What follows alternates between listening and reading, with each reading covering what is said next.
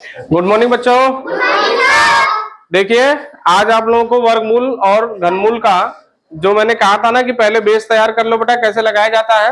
अब आपके क्वेश्चन आज सॉल्व करेंगे, किस तरीके के क्वेश्चन मतलब आते हैं। ठीक है, अब इन क्वेश्चनों को आपको ध्यान से करने होंगे और अच्छे तरीके से पढ़ने होंगे। ठीक है, एक एक बात को अच्छे तरीके से समझना होगा और फिर आपको करना होगा। ठीक है बेटा, चलिए ध्यान से करते हैं। अब क्वेश्चन नंबर 1 सॉल्व करते हैं। देखो क्या लिखा गया है, 3 पे वर्ग प्लस 4 पे वर्ग माइनस 5 पे वर्ग बराबर क्वेश्चन मार्क लगाया हुआ है कि क्या आएगा। चलिए हम लोग इसको हल करते हैं, पहले क्वेश्चन को हल करते हैं। ठीक है, कैसे हल करेंगे ध्यान दीजिए। 3 पर वर्ग है और 4 पे भी वर्ग है और माइनस 5 पे वर्ग है बराबर ये क्वेश्चन मार्क। 3 का जब वर्ग करेंगे, वर्ग का मतलब समझ रहे हैं ना, 3 गुणे 3, 3 गुणे 3 कितना होगा, 3 तिहाई 9 और 4 चौके कितना होगा 16 और ये 50 कितना होगा 25। तो 16 और 9 25 में से 25 को घटाएंगे तो क्या बचेगा 0। क्या बचेगा 0। तो इसका मतलब हमारा आंसर कितना हो गया 0।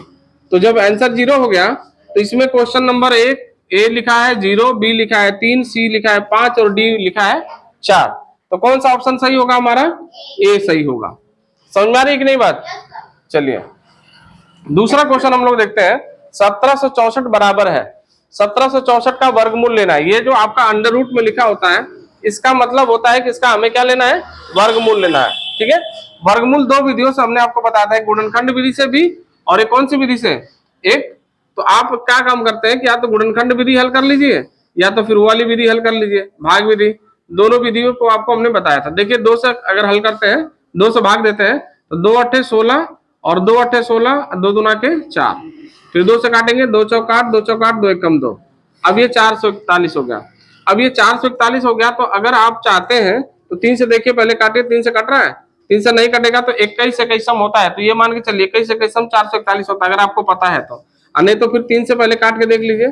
3 एकम 3, तो यहाँ पे 1 रहेगा। ठीक है, तो यहाँ पे 14 है तो 3 चौके 12 और फिर 3 चौके 12 करेंगे और यहाँ पे 2 हो जाएगा तो 3 साते 21 हो जाएगा। फिर 3 से काटेंगे, 3 चौके 12, 3 साते 3 चौके 12, 2 हो जाएगा, 3 नवा 27 हो जाएगा। फिर 7 सते 49 हो जाएगा, 7 सते 49 हो जाएगा। देखो ये 2 का जोड़ा बना, 3 का जोड़ा बना, 7 का जोड़ा बना। तो इसका मतलब कि जो आपका वर्गमूल होगा वो 2 गुणे 3 गुणे 7, 7 तरीके 21 और 21 का 7 में गुणा करेंगे, 7 एकम 7 गुना के 14, 147, 7 एकम 7, 7 गुना के 14। अरे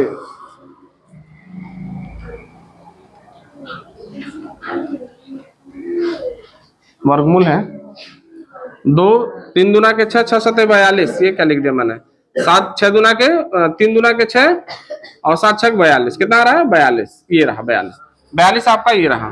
ठीक है, आंसर नंबर सी आपका क्या होगा, सही होगा। ठीक, इसी तरीके से बेटा आपका ये क्वेश्चन मैं ये भी हल कर देता हूँ, क्वेश्चन नंबर 3 को भी हल कर देता हूँ।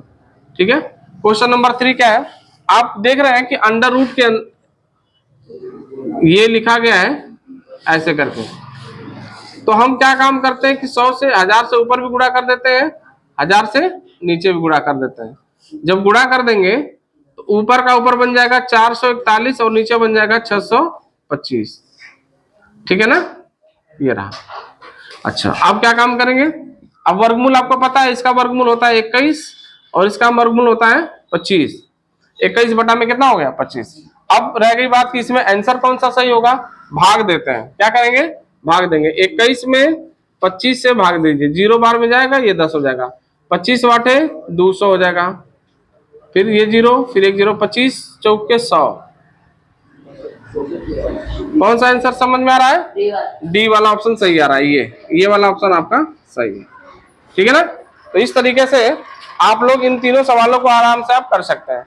किसी को कोई दिक्कत हो तो ये समझ सकता है, पूछ सकता है हमसे कि नहीं सर यहाँ से दिक्कत है, कमेंट करके बात कर ले हमसे। ठीक है, लेकिन अगर कहीं से कोई दिक्कत समझ में आ रही है तो आप कमेंट कर लीजिए। 4 अंकों की बड़ी से बड़ी पूर्ण वर्ग संख्या कौन सी है। देखो बेटा देखने में तो ये सवाल बिल्कुल आसान सा लग रहा है कि बस ऑप्शन देना है तुरंत ऑप्शन लगा देंगे, लेकिन ऐसा नहीं है, ये सवाल कठिन है। और ये सवाल समझ लीजिए कि 6ठी क्लास में एंट्रेंस के लिए है, लेकिन ये मान के चलिए कि ये जो सवाल है ये 8वीं क्लास का सवाल है। समझ में आ रही बात ना? इसलिए हमको इसको अच्छे तरीके से समझना है कि कह रहा है कि 4 अंकों की बड़ी से बड़ी पूर्ण वर्ग संख्या बताइए। तो सबसे पहले बेटा हम लोग करते क्या है कि 4 अंकों की बड़ी से बड़ी संख्या ले लेते हैं 9, 9, 9 और 9। ठीक है, 4 अंकों की बड़ी से बड़ी संख्या कितना होते हैं? 9, 9, 9, 9 ले लीजिए। ठीक है, अब हम क्या काम करेंगे, इनका वर्गमूल लेंगे। क्या लेंगे? इनका वर्गमूल लेंगे। वर्गमूल भाग विधि से ले लीजिए। कौन सी विधि से ले लीजिए? भाग विधि से वर्गमूल ले लीजिए। ये 2 अंकों से, 2 अंकों से ना, ये जब 2 अंकों का जोड़ा बनेगा तो 99 हो गया। आप लोग भी ध्यान से समझिएगा, 99 हो गया। तो हम लोग 55 25 करते हैं, नहीं आएगा। चचड़ा 36 करते हैं, नहीं। 7 7 49, 8 64, 9 9 81, 9 9 81। ये 9 और ये 9 जोड़ देंगे तो कितना हो जाएगा? 18। ये 9 में से 8 को जाए घटा, 1 को घटा देंगे तो 8 बचेगा और यहाँ पे 1 बचेगा, ये 99। अब हमें क्या करना चाहिए? अब अभी ध्यान रखें कि इसके पीछे कौन सा ऐसा अंक लिखे, 1 8 के पीछे कौन सा ऐसा अंक लिखे, क्योंकि देखो यहाँ उतरता है तो एक अंक नहीं उतरता है जैसे भाग में उतरता है। जब भी वर्गमूल उतारते हैं तो इसमें दोनों अंक जोड़े के जोड़े उतरते हैं। क्या उतरते हैं? जोड़े उतरते हैं। जैसे मान लो कि 9 का 9 में पहाड़ा पढ़ेंगे, इसमें एक बात और ध्यान देना होता है, जिसका पहाड़ा पढ़ेंगे उतनी ही बार पढ़ेंगे। अगर हमें 8 का पहाड़ा पढ़ना है तो 8 बार ही पढ़ना होगा, 9 का पहाड़ा पढ़ना है तो 9 बार ही पढ़ना पड़ेगा। वर्ग में यही होता है। तो हम 9 अगर 8 बार करें तो 8 64 ही हो रहा था, यहाँ चूंकि 99 है तो 9 बार करें तो 9 9 81 हो रहा है। इससे ज्यादा होगा नहीं, 10 10 में 100 हो जाएगा। तो 9 9 81, 9 9 81 घटा देंगे, इतना आएगा। अब इसके पीछे आप ध्यान दीजिए, मान लीजिए कि 9 ही लिखते हैं हम लोग। 9 9 81 को 1 हासिल 8, फिर 9 8 72, 72 और 8 80, फिर 8, फिर 9 1 9 और 8 8 16 17। अभी इतना ही आ रहा है, वो भी 18 पूरा नहीं हो पा रहा है कि नहीं? तो हम लोग फिर कितने बार फिर से देखते हैं। 9 9 81 को 1 हासिल कितना होगा? 8, फिर 9 8 72, 72 और 8 80, फिर 8 हो जाएगा हासिल, फिर 9 1 9। तो इसका मतलब कि 8 8 16 17, ये 17 हो जाएगा। ठीक है, अब हम लोग क्या काम करेंगे, इसके पीछे लिखेंगे 17 0 1। ये कितना यहाँ पे लिखने पर? 9। तो 9 में 9 जोड़ देंगे, 9 9 18, 9 1। इसको घटाइए, कितना हुआ? 1। 9 में से 1 गया, कितना बचेगा? 8। और ये कितना बचा? ये तो पूरा 9 का 9 बचेगा और ये कितना बचा? 1। ठीक है, अब देख रहे हैं कि यहाँ पे लिखने पर 9 मतलब 99 बार अगर जा रहा है तब भी ये 198 अगर आपका क्या हो रहा है? अधिक हो रहा है ना? ये इसलिए हम क्या काम करेंगे बेटा कि 9 9 9 9 में से 198 को घटा देंगे। क्या करेंगे? 198 को घटा देंगे। जब 9 में से 8 जाएगा तो क्या बचेगा? 1 बचेगा। 9 में से 9 गया तो 0 बचेगा। ये 8 बचेगा और ये क्या हुआ? 9।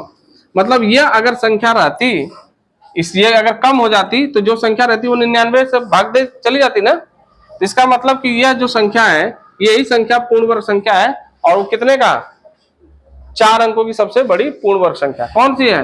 9801। इसमें से कोई ऑप्शन सही दिख रहा है? ये 1 दिख रहा है। इसका मतलब कि क्वेश्चन नंबर 1 ही आपका क्या होगा? आंसर होगा। समझ में आ रही बात बेटा? वर्गमूल भाग विधि से निकालेंगे, जो बचेगा उसको हम लोग क्या कर देंगे, उस वाली संख्या में से जो माना है हमने बड़ी संख्या, माना क्या सबसे बड़ी संख्या 9999 होती है 4 अंकों की, उसमें से इसको घटा देना होगा। ठीक है, बात समझ आ रही कि नहीं? ठीक है, बहुत अच्छे तरीके से समझिए बेटा। कठिन से कठिन सवालों को आसानी तरीके से हम समझाने का प्रयास करेंगे। आप लोग अच्छे तरीके से पढ़िए और जितने भी लोग देखते हैं वीडियो को उसको 1 बार 2 बार 3 बार देखेंगे और अच्छे तरीके से समझ में आएगा। ठीक है, चलिए हम आगे चलते हैं। क्वेश्चन नंबर 5 देखिए। क्वेश्चन नंबर 5, 16,160 में से कम क्या घटाया जाए कि शेष संख्या एक पूर्ण वर्ग हो जाए। ऐसे भी क्वेश्चन पूछे जाते हैं, है ना? अभी जैसा सवाल हमने आपको बताया था, अब उसी सवाल को ये थोड़ा सा बदल दिया है और सवाल एक ही तरह लगेगा। अब सबसे पहले हम लोग क्या काम करेंगे, इसी का जो दिया गया इसका पहले हम लोग क्या निकालेंगे? वर्गमूल लेंगे। देखो ये आपने लिखा है ना, इसमें 2 अंका और ये अकेला, 1 एकम 1, 1 कितना हो जाएगा? 2, ये खत्म। अब ये 61 उतर जाएगा। फिर 2 के पीछे हम 1 ही लिखे, क्योंकि 2 3 भी लिख सकते हैं। 3 3 तिहाई 9 और 3 दूना 1, ज्यादा हो जाएगा तो 2 लिख लेते हैं।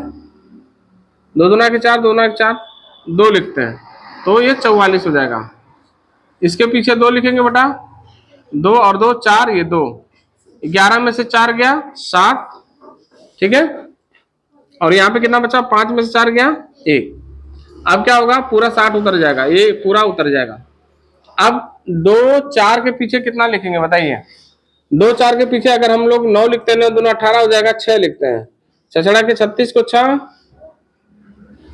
और हासिल कितना हो जाएगा, छछड़ा 36 को 6 हासिल 3, 6 चौके 24, 3 27 को 7 हासिल 2, 6 दूना के 12, 12 और 2 14, ठीक है। अभी कम लग रहा है, ठीक है, तो और अधिक बार देखें, 2 4 6 का 3 बार करके देखें, 3 6 18 को 8 हासिल 1, 3 चौके 12 और 1 13, फिर 3 दूना के 6 और 1 7। अच्छा ये तो बहुत कम आ रहा है ये ना, 9 बार में करके देखें, 9 दूना 18, नहीं ज्यादा हो जाएगा, 6 बार में, 6 बार में करके, 6 दूना के 12, 7 दूना के 14, 8 दूना के 16, 8 बार करके देखते हैं, 8 बार। 8 64 को 4, 8 64 को 4 हासिल 6, 8 चौक 32, 32 और 6 38, 32 6 38, फिर 8 दूना के 10, 8 दूना के 16, 16 3 19, ये भी तो ज्यादा हो गया। तो क्या 7 6 बार में करके देखें, 6 दूना के 12, 7 बार में, 7 7 49 को 9 हासिल 4, 7 चौक 28, 28 और 4 32, तो 2 हासिल 3, 7 दूना के 14, 14 और 3 17, हाँ ठीक है आ जाएगा। 7 बार में, कितनी बार में आ गया, 7 बार में। 7 बार में आए तो कितना आया, 17 29, और यहाँ कितना लिखेंगे बेटा पीछे, 7, इसके पीछे नीचे भी लिखेंगे 7, 7 और 7 को जोड़ देंगे, कितना होगा 14, और ये 1 5 और 1 2, इधर जोड़ा जाता है, इधर घटाया जाता है, 10 में से 9 गया, कितना बचेगा 1, और यहाँ कितना बचेगा 5, 5 में से 2 गया 3, खत्म। इसका मतलब ये 31 अधिक हो जा रहा है। 31 क्या हो रहा है, अगर नहीं 31 रहता तो 127 का वर्ग हो जाता, तो इसलिए हम लोग क्या करेंगे, लिखेंगे 31 घटाने पर, क्या पूछा गया है, इतने इतने में से कम क्या घटाया जाए, तो लिखेंगे 31 घटाने पर। 31 घटा देंगे तो जो संख्या बचेगी वह संख्या क्या होगी, 127 का वर्ग हो जाएगी। तो इनमें से कौन सा सही है, ऑप्शन नंबर बी वाला आपका सही है, ठीक है। इस तरीके से क्वेश्चन होगा। अब देखिए जो मैं क्वेश्चन बताऊंगा ये सारे क्वेश्चन आपके एग्जाम में पूछे गए हैं, ठीक है। उन क्वेश्चनों को हल करते हैं जो एग्जाम में पूछे गए हैं। देखिए देखो क्वेश्चन नंबर 6, मैंने आपसे बोला था ना कि क्वेश्चन कैसे पूछे जाते हैं एग्जाम में, ये भी देखने को मिलेगा। अब देखिए क्वेश्चन है कि यदि 3 क्रमागत संख्याओं का योगफल 15 है तो बीच वाली संख्या का वर्ग क्या होगा, 16 25 36 और 49 में से। ये जेएनयू मतलब जो आपका ये जेएनबी का आपका क्वेश्चन है, जवाहर नवोदय विद्यालय का, ये 2023 में पूछा गया क्वेश्चन है। अगर आप इस चीज को कर पा रहे होंगे तो बहुत आसानी से हो सकता है, लेकिन आप ध्यान दें तब। क्या है, यदि 3 क्रमागत संख्याओं का योगफल, 3 क्रमागत संख्या पहले कौन कौन सी होती है, 3 क्रमागत संख्या कौन कौन सी है बताइए। पहला x होगा, फिर x प्लस 1 होगा, फिर x प्लस 2 होगा, और ये बराबर कितना हो जाएगा 15। तो x कितना हो गया 3x बराबर, और ये 3 बराबर 15, 3x बराबर कितना होगा 15 माइनस 3, 3x बराबर कितना होगा 15 में से 3 गया 12, x बराबर कितना हुआ 12 बटा में 3, 3 चौके 12। जब x का मान 4 आ गया तो पहली संख्या हो जाएगी तुम्हारी कितनी, पहली संख्या हो गई x का मतलब कितना हो गई 4, दूसरी कितनी हो जाएगी, दूसरी संख्या हो जाएगी x प्लस 1, मतलब कि 4 प्लस 1 बराबर कितना होगा 5, तीसरी कितनी हो जाएगी,